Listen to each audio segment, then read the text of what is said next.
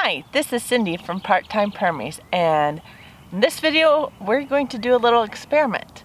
We are going to try 5 different ways to hold your tomato plants up. Now, I guess we should start with, why would you want to keep your tomatoes off the ground? They touch the ground, they do send out roots from wherever they touch the ground. Some people do argue in the permaculture sense that that would create more nutrients for them. Any fruit that's touching the ground though has a higher chance to start rotting or have some pest damage and things like that. So there's an argument for pulling them up off the ground. It also makes for an easier way to walk through them if they get bushy on the ground. You might start stepping on your tomatoes. I have done that before and you do get tomatoes. So if you're not picky about exactly how much yield you're getting off your tomato plants and don't care if there's a little damage on them, that's fine. You could do the easy way and just let them grow as they want to grow. There are some arguments for that. However, we're gonna experiment. We like experimenting around here, and we are gonna do a number of different ways of pulling them up off the ground.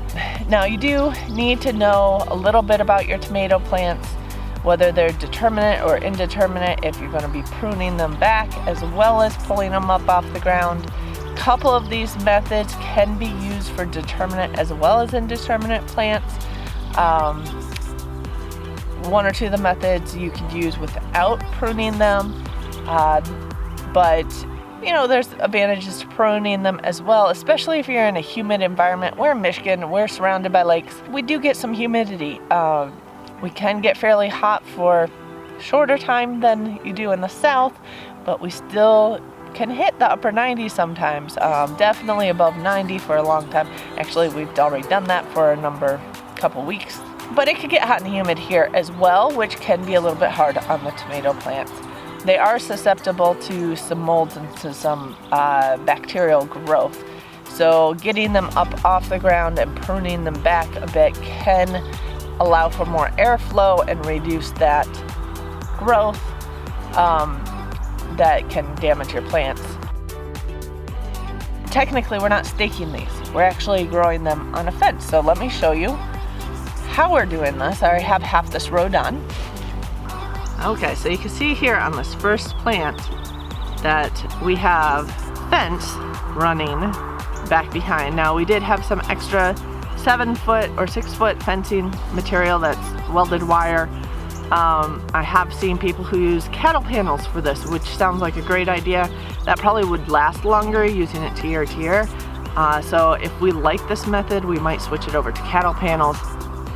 But it's pretty simple. You put your fence up along your row of tomatoes, but we unrolled this fencing. We put these stakes in every about 5 or 6 feet. Unrolled this fencing and hooked them up on the back side of these stakes. And then what you do is you take some twine and tie it onto the fence, but then loop it around the tomato. You don't want to tie it tight around the tomato because the tomato plant's going to grow and you don't want to cut that off or cut into the plant at all. So you want to leave room for growth.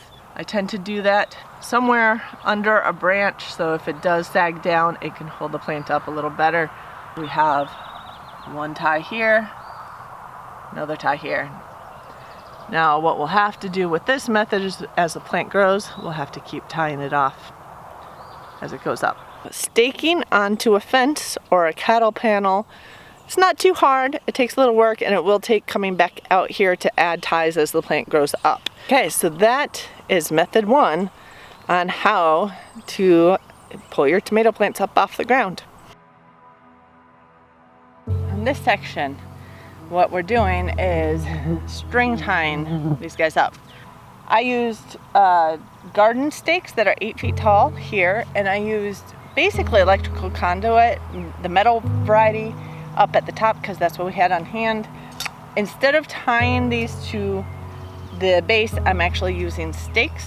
On this half, the pieces are thinner than the other half. The other half is just a bigger piece of conduit, and that means on the other half, I'm not as worried about it bowing as it takes on weight. But in this half, these are a little bit narrower conduit, so there is a chance that these could bow. So I doubled them up. Got my first plant on this section done. Other plants down there are done. I have 2 more plants on this section to do. I happen to have 6 stakes and 6 plants, so 2 different types. But basically I'm tying this end of the string to these and putting them in the ground at the base of the plant. So we'll get these last couple done, and next row will be a different type of staking up your plants.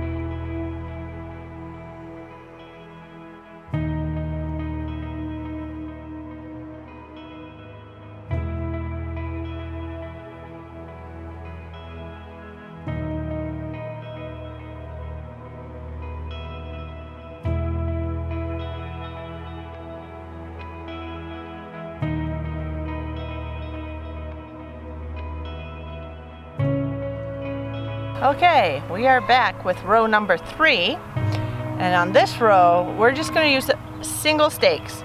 Now, that being said, these plants have gotten away from me a little bit, so I might actually let a few of the stalks grow, because basically what I've been pruning out of the other plants is they like to send up a second stem or multiple stems, really. They happen to send them up where the leaves meet the primary stem. Hi. So they happen to send them up where the leaves meet the primary stem. They'll send up something in between them, and basically in the crotch of that union.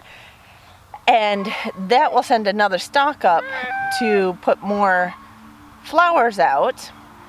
And a lot of these plants have like 3 or 4 decent sized stems at this point. If there are smaller ones that don't have a lot of flowers on them yet, I might cut them out, because these are indeterminate plants, so they'll keep growing and growing up. I don't need them to keep growing every direction, because they'll get too much foliage, will trap the moisture. And tomatoes are susceptible to a lot of diseases that are affected by moisture trapping in there. So these plants actually look pretty darn good right now. The leaves are really quite green. Even the ones that are leaning down are green. So I might thin them out a little bit to keep that airflow going, but let them branch out, which you can do. Traditional methods say take it down to a central stalk, but I'm not traditional in anything I do in gardening. So what you'll need are stakes to stake these up with, and some twine to tie them to the stakes. That's it.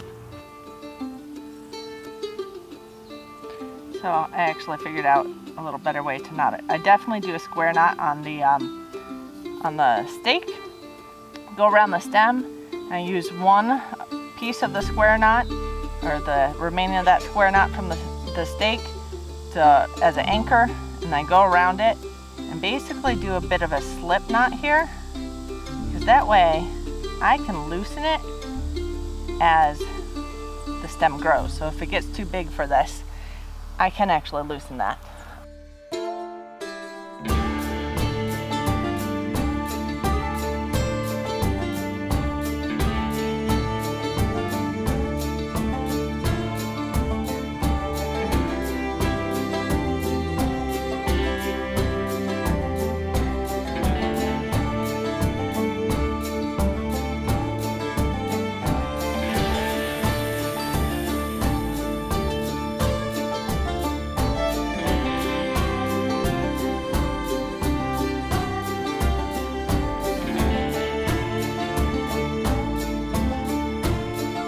what you do is you put stakes in the ground.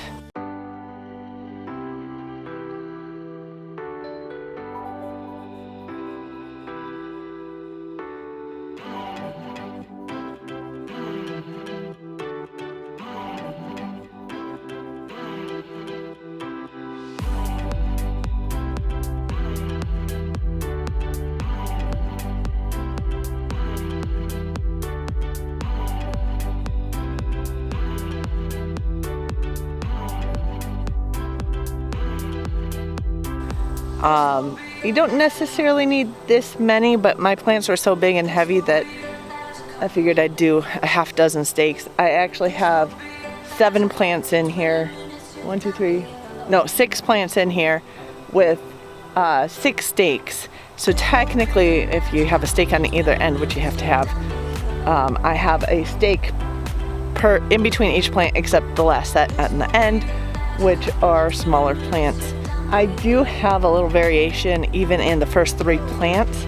The first plant could almost use another set of ropes, but the second and third plant aren't quite tall enough, so I might have to wait on that and do that when the next ones are tall enough. But from here on out, I might actually do the weave on the first 3 plants with 1 rope going out the 3 plants and then wrap around the stake and come back. And then the last 3 plants are a different type, and I'll do those separately because they're growing at different rates. First 3 are definitely much bigger, much fuller plants. The first 3 are actually yellow pear tomatoes. The last 3, technically I don't know the type. They're seeds that I got from Rose at Wholesome Roots 2 years ago. They're growing well, they just seem to be a different type and not quite as tall. For this type of system, it doesn't matter if you have determinate or indeterminate systems. You can actually do this no matter what your tomato is. I also have not pruned these tomatoes, and I'm gonna leave it as unpruned tomatoes just to see how they do unpruned. And with this method, you don't need a one single stalk to stake up. You can actually catch all of it in the weave, or most of it in the weave. PVC tool might be easier to use if the stakes are shorter, because then you can weave around back and forth. Shouldn't be too hard, but and I think I might like it better a little bit than doing by hand, but I'm not sold on it yet. It might be better, like I said, if you get to it earlier in the smaller plants, and especially when you're weaving things down low, it helps reach down so you don't have to bend over the entire time, especially if you're doing big rows of this, which commercial operations do sometimes use this method to stake up their tomatoes. That is method number 4 for how to stake up your tomato plants.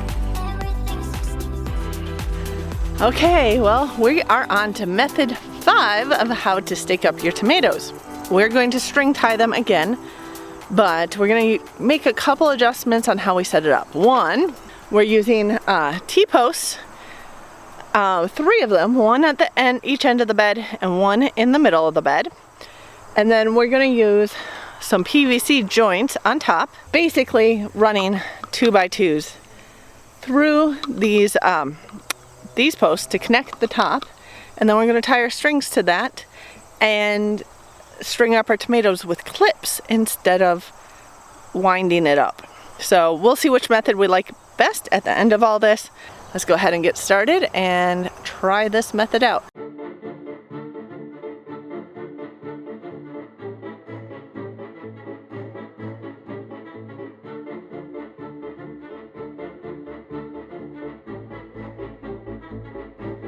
So next, I'm going to do the strings a little differently as well. I'll wind them around the 2x4s at the top, but at the bottom, I'm going to, 1, tie them to the base of the tomato, not too tight. That might mean I leave a branch at the base of the tomato to keep it from riding up, and then we're going to clip the rest of the tomato to the string and try to get through this without a fussy Bella.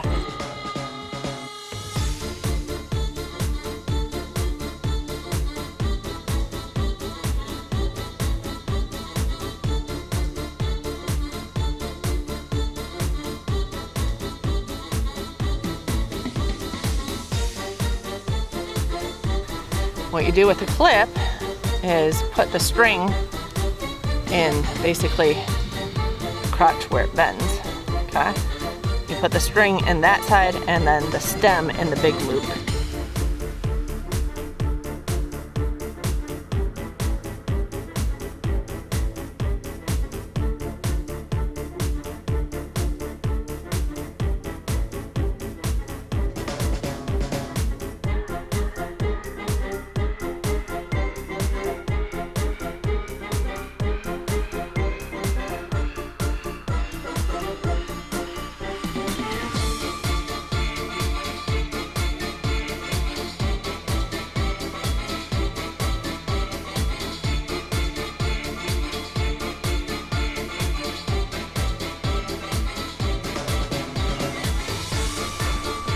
Okay, not really supposed to sleep on the back.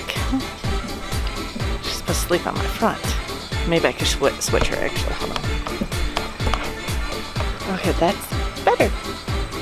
Okay, so I'll go through some of the benefits to each of these methods that I see, some things I like, as well as some things I don't really like about each method.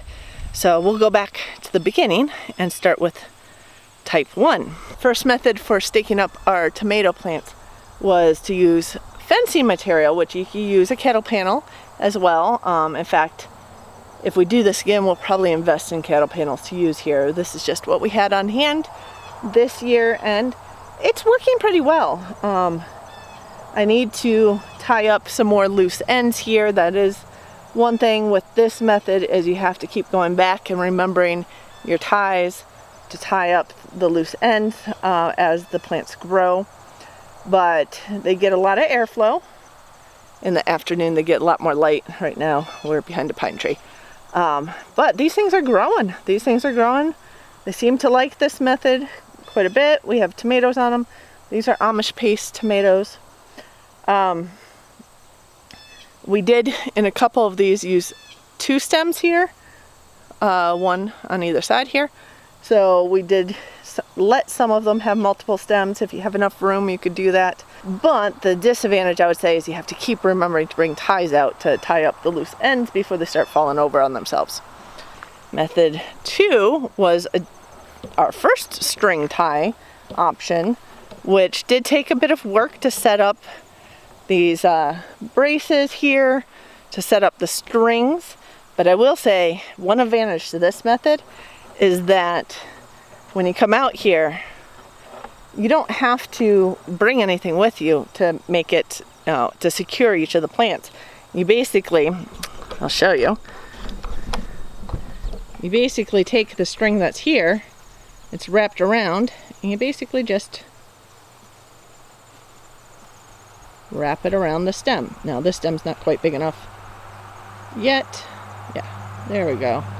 So you just keep wrapping it around the stem as it grows. So here's another one. You can just wrap it around. Really easy. Basically doing this with one hand. Holding a camera, holding a baby, and staking my tomatoes. So these guys, easy method once you have it set up. Disadvantage is you have to pick your stems from the get-go. So I only did 1 string for each plant on this one. I suppose you could have done multiple strings for each plant, which I did on that last one. But you do have to have it pruned quite a bit. Third method is what I used. Oh, by the way, those were beefsteak tomatoes on there. I have to look up the type. I think Brandywine. Third method I used for my black cherry tomatoes were just single stakes. 1 stake per stem that you want from each plant. So if you want multiple stems, you have to use multiple stakes. But then you just tie them to the stakes loosely. And then again, you have to remember to bring more ties out to continue up as the plant grows. Fourth method was the Florida weave, or the basket weave, which you can actually use with determinate or indeterminate plants. You can use them with plants that you're not pruning. So those are some of the advantages. You basically take a string and weave it back and forth through the plants to hold them upright. So on one side and around some stakes in between the plants. And you just go back and forth down the whole thing. And on the opposite side coming back. So each level, I have it going on one side of each plant and each stake going one way and the opposite side coming back. Disadvantage is when they get tall enough, you have to set up another row of strings. So you have to go do that. And in my plants here, I have two different types. I have pear tomatoes on this end, a few of them. And on the other end, I have some tomatoes that actually were from wholesome roots. I'm not actually sure what type they are, so but they're growing two different rates. The pear tomatoes are growing a lot faster than the others and a lot thicker as well. So I kind of need to put another row up over here, but as we get down here, I don't quite need it yet. And the fifth method was the one we just did, would be using the boards up top. I actually like this method of setting up the string tie. So using the boards with a PVC pipe on top of a T-post. Now I had to get boards that were big enough to go around a 2x2, or get PVC big enough to go around a 2x2. It's a little bit big for my T-post, so it is a little wobbly here, but I don't think it's going to fall off. So I think this is actually going to work okay. For these, I used the plastic clips instead of winding the rope up, and I also tied it to the bottom of the plant instead of tying it to a stake next to the plant. Not sure if I like that as much as I like the other method. Either tying the rope to the stake that you put in the ground next to the plant, or even did see on Charles Dowding, he actually sets up the ropes or the twine to go under the plant as he plants them, so the plant actually holds it down, so it goes down under into the ground and gets buried under the plant as it develops its root system, and then twists it up. So that might actually be the method I try next time. But these, I did do string ties with multiple stems on each plant, but then you have to keep it pruned to just those stems because that's all you have room for on the strings. Not a big fan of the plastic clips because they do break eventually, and I'm afraid I'm going to lose them in my garden, and they don't really biodegrade. So, and yeah, I'll also have to remember to bring them out whenever you come out to the garden in case you need to stake a few more up. So you have to continuously add to it. So my favorite two methods so far are the fence and the first string tie method, where you just twist it up, because you don't have to remember to bring anything. You just take a look. Oh wait, I need to adjust the string to go around the plant a little bit more at the top.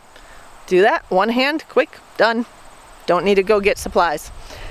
So those are the 5 ways I'm using this year and experimenting with to stake up my tomato plants. I hope you enjoyed the show.